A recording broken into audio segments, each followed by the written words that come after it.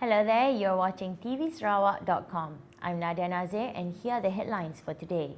International Conference on Asian Language Processing 2014.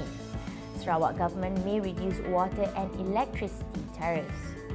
Fund to safeguard 5 endangered languages.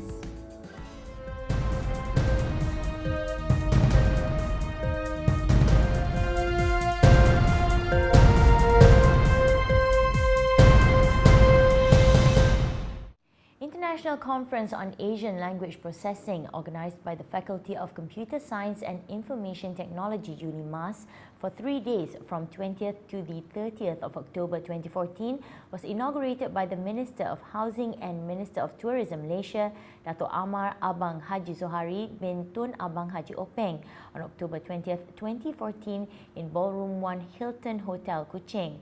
Dato' Amar Abang Haji Zohari said that he is certain that IELTS 2014 is an ideal venue to share and discuss all matters related to the processing of Asian languages. He also hoped that further collaborations will be developed between scholars from different Asian countries from this international event to strengthen the promising work conducted on the processing of Asian languages past and present. Yeah, I just mentioned about Lahanan Bukistan as well as Penan. Then there are a lot of these dialects or languages which very much synonymous to the ethnic group. So the question now is, you have to be there, then you know. And what is important is for you to have the vocabulary or the storage of this language in the central data. That's where technology has to come in. Google, as Professor Dato' Kadim was mentioning, Google are trying to include a lot of other world major languages under Google. So when you go in, that everything is there. It's a dictionary by itself. The state government will reduce water and electricity tariffs if it succeeds in getting Petronas to increase oil and gas royalty. Datuk Patinggi Tan Sri Adenan Satim said he wanted to increase the state's revenue, and that was why he wanted the oil and gas royalty to be increased from the current 5% to 20%. He said that he is negotiating with Petronas for royalty, which could be in the form of royalty, contract, manpower, expertise or corporate social responsibility. Talking to a gathering of Orang Ulu organised by the Federation of Orang Ulu Association Malaysia, he said that he would reduce water and electricity tariffs if the state government generates income from Petronas. On rural development, the Chief Minister said his administration planned to give this matter strong emphasis. With about 5,000 villages scattered all over the state, which is as big as the whole of Peninsular Malaysia, Tan Sri Adenan admitted that infrastructure facilities such as roads in many areas were still poor. On the proposed Baram Dam, Tan Sri Adenan said he was aware a small group of people was opposing the project by using blockades and feeding the people of Baram with false information. He appealed to Baram folk, particularly those living in the affected areas, not to be suspicious of the good intention of the government to develop their area. Tan Sri Adenan stressed that total support from the Orang Ulu community was vital for the government to proceed with the social impact assessment study to, among others, work out compensation and resettlement issues. He reminded the people of Baram that they could no longer live in isolation and that Baram was still very much underdeveloped in many aspects. Tourism Minister Dato' Amar Abang Johari Tun Openg said the state government had allocated 300,000 ringgit Malaysia to Dewan Bahasa and Pustaka DBP to conduct research on documentation of the indigenous languages, particularly Narum, Sihan, Lahanan, Bukitan and Seru. These 5 languages have been categorized as endangered languages. Dato' Abang Johari said these languages were slowly dying out due to the influence of predominant languages such as Bahasa Malaysia and English, especially in urban areas, in view of their respective status as national and international languages. He said language researchers would need to reach out to these ethnic groups who reside in the rural areas and make use of the latest technology to build vocabulary or storage of these endangered languages before they become extinct. Dato' Abang Johari added that event such as International Conference on Asian Language Processing 2014 is important as a platform for sharing and discussing research on Asian language processing, and that it is the right time for researchers to collaborate with local and foreign institutions of higher learning as well as stakeholders in preserving and revitalizing these local dialects and cultural heritage for future generations. Sarawak National Youth Organisation Saberkas will use the successful agriculture project at Permanent Food Production Park TKPM Kabulo to inspire more youths to participate in its agropreneurship program. Saberkas Deputy President Dato' Abdul Karim Rahman Hamzah said the program was a success and promised guaranteed returns to its participants. Also at the briefing were Saberkas President Dato' Amar Abang Johari Tun Abang Openg, Dato' Abdul Karim, also Assistant Minister of Housing, said the program was open only to Saberkas members. Approved proposals would receive funding from Agrobank or SME Bank, he added. Dato' Abdul Karim said all crops produced by the participants were marketable as the Agriculture Department allowed them to plant only market-guaranteed crops. Under the TKPM concept, the state government provides land for food production, while money for infrastructure and basic facilities comes from the federal government. The aim of the park is to become a permanent food production zone to produce more quality food, to have more entrepreneurs in commercial food production, to increase entrepreneurs' net income to more than 54,000 ringgit a year, and to encourage greater private sector involvement in food production. The Sarawak Convention Bureau SCB recently launched its Soulful Orang Utan Appeal project at a key trade show for the global meetings and incentive travel and events industry by IMEX America. Soulful Orang Utan Appeal project will be an ongoing trade show initiative of SCB to promote Sarawak Forestry Corporation's popular CSR program Heart to Heart with Orang Utans. With just a like and a share of Soulful Orang Utan Appeal Project's Facebook page, visitors to the page can be part of the program and make a difference. Each like received equals to $1 donation from the Sarawak Convention Bureau under the name of each participating individual. According to SCB Managing Director Mike Cannon, the response to Soulful Orang Utan Appeal Project was encouraging. Targeting association meetings and conferences, SCB also promoted Borneo Quest, Be Part of the Tribe, a uniquely crafted corporate incentive program to potential buyers from a broader market that appreciates adventure in a rich natural setting such as the million-year-old rainforests in Borneo.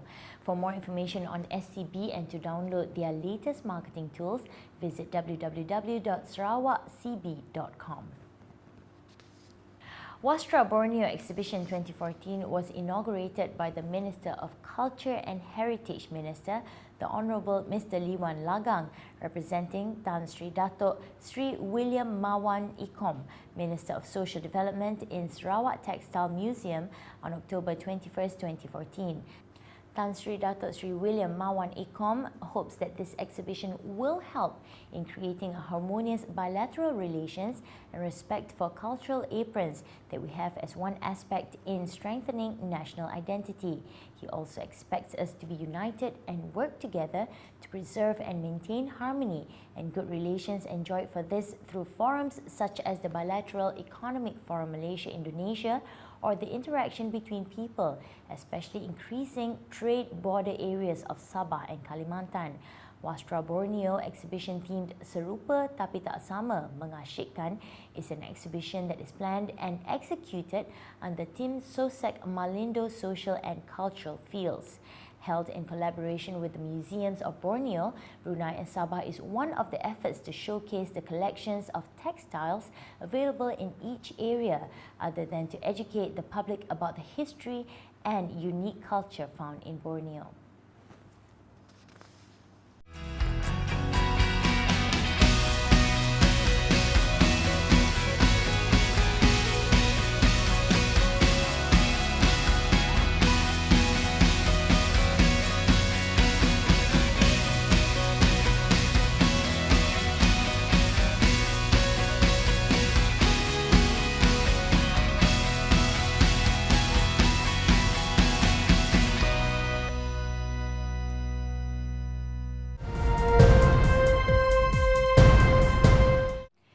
Moving on to Malaysian news.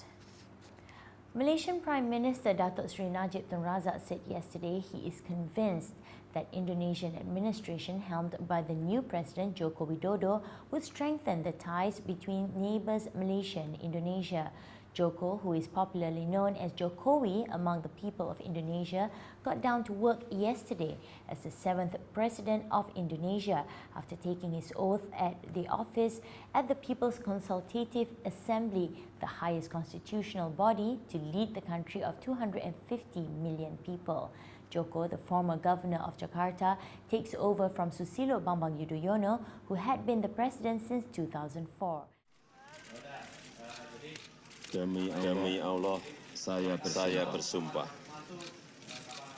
akan memenuhi kewajiban Presiden Republik Indonesia dengan sebaik-baiknya dan seadil-adilnya, memegang teguh Undang-Undang Dasar dan menjalankan segala undang-undang dan peraturannya dengan seluruh-seluruhnya, serta berbakti kepada nusa dan bangsa.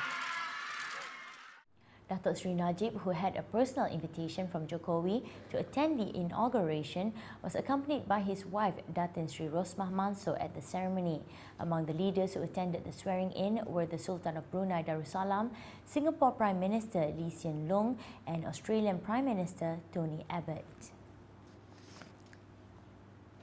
Deputy Prime Minister Tan Sri Muhyiddin Yassin yesterday advised students to take the initiative to master the English language, saying fluency in the language would boost their confidence to communicate with the world.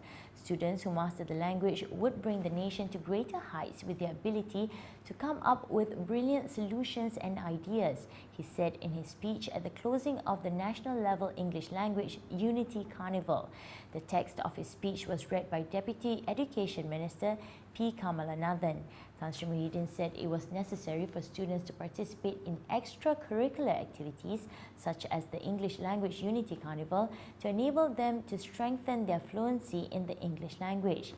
He said the carnival should be seen as a step forward in the government's perpetual effort to develop first-class human capital. Malaysian Communications and Multimedia Minister Datuk Seri Ahmad Syabri Cheek said that the main challenge in growing the digital economy is no longer the infrastructure, but the development of a country's workforce and its capability to maximize that infrastructure.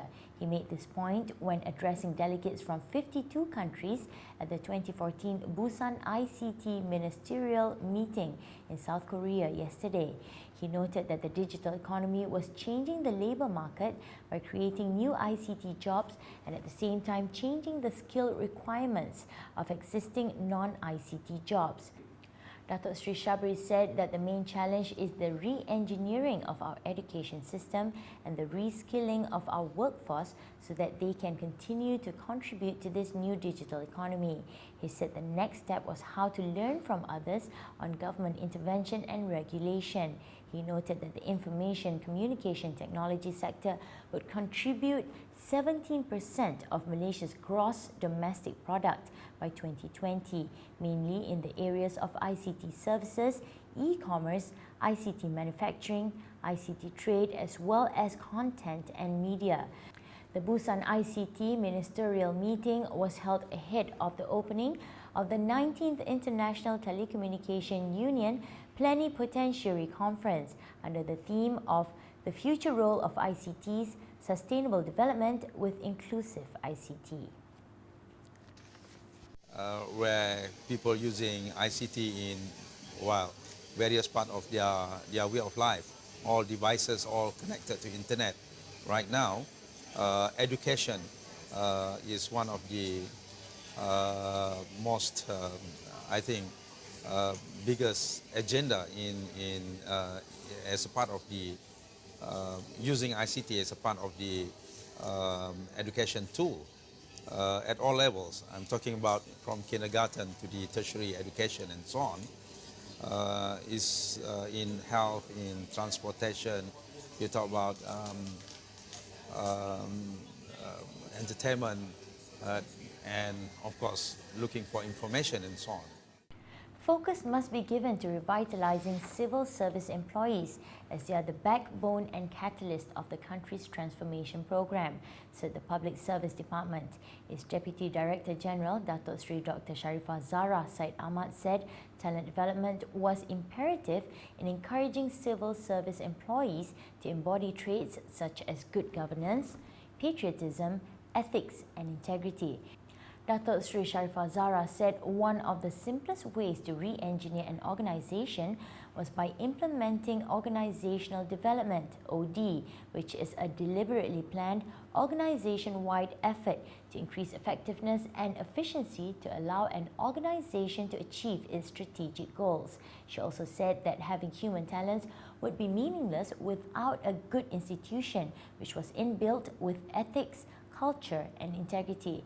While highlighting talent development and OD as two essential ingredients in public administration, Datuk Seri Sharifah Zahra also stressed on the importance of strategic networking, especially in today's fast-paced society. She noted that among the major challenges faced by public service officials were corruption and rising citizens' expectations of the government. Government services made online are expected to reach 90% next year, from more than 60% up to last year, said Administrative Modernisation and Management Planning Unit Head of Information and Communication Technology Advisory, Wan Muhammad Rosdi Wan Dollah. He said that Malaysia's target was to have its citizens access government services from anywhere at any time. Mr. Wan Muhammad Rosdi said that e-government shortened the time of services which used to take 1 day to be completed only within 1 hour using the online system.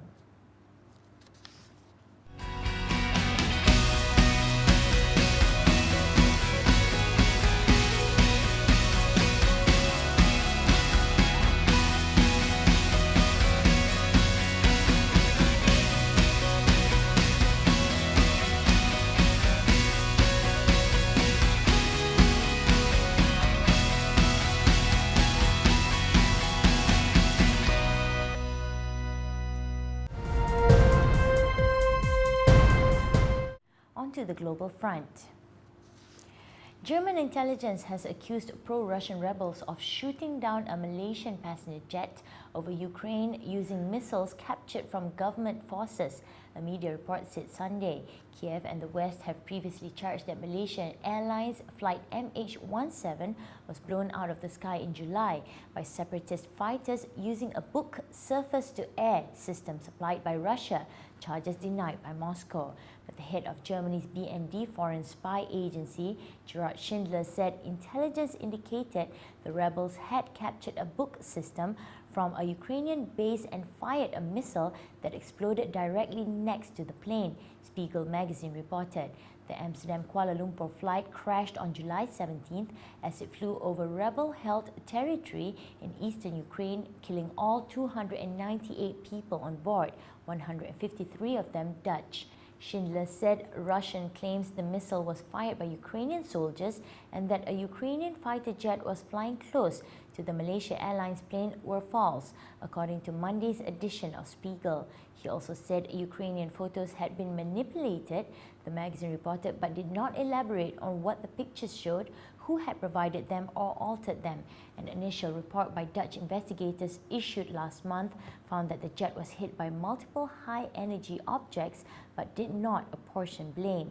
The Russian-made Buk works by exploding directly outside the target and hitting it with a massive amount of high-velocity shrapnel. Oil-rich United Arab Emirates on Monday launched a project that aims to send the first Arab unmanned probe to Mars by 2021. The Gulf states set up the UAE Space Agency to supervise and finance the Emirates Institution for Advanced Science and Technology to execute and manage all stages of the Mars probe project. The two entities signed a 7-year partnership agreement on Monday, setting the timing as well as legal and financial frameworks for the Mars project, said the statement. The UAE government had revealed in July a plan to create a space agency to drive the project. It said at the time that UAE investments in space technologies have already topped 20 billion dirhams, equivalent to 5.44 billion US dollars. The UAE, a seven-emirate federation formed in 1971, will become the 9th country in the world with space programs to explore the Red Planet, according to the statement. U.S. Secretary of State John Kerry arrived in Indonesia on Monday, October 20th, to attend Joko Widodo's presidential inauguration and press Southeast Asian nations to step up their efforts in the fight against the Islamic State group. Kerry is among foreign dignitaries visiting Jakarta for the inauguration of Widodo, a former furniture exporter who is the first leader of the world's third biggest democracy to come from outside the political and military elites. During his one-day visit, the United States top diplomat will use a series of bilateral meetings to urge Widodo, known by his nickname Jokowi, and other Southeast Asian leaders to take more action against the growing threat from IS, officials said. As well as Widodo, Kerry is due to meet with Malaysian Prime Minister Najib Razak, Singaporean Prime Minister Lee Hsien Loong, the Sultan of Brunei, and Philippine Foreign Secretary Albert Del Rosario. IS's appeal is fanning fears that it could serve as a potent new rallying cry for extremists in the region who had been largely brought to heel following deadly attacks. There is particular concern about Indonesia, the world's most populous Muslim majority country, and neighbouring Malaysia. And that wraps up our news for today. Thank you for watching tvsarawak.com. Have a pleasant day ahead.